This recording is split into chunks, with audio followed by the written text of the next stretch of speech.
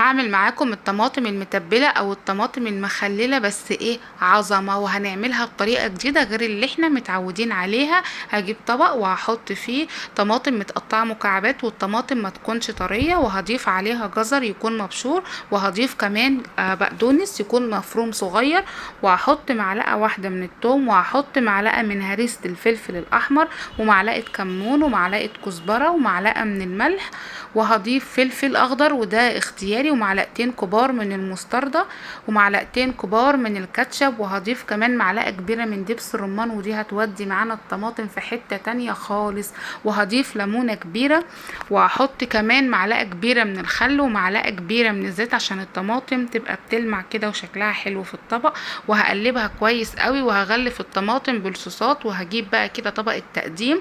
وهحطها في طبق التقديم، وجربوها والله حلوة جدا، ولما تحطوها في العيد جنب المشاوي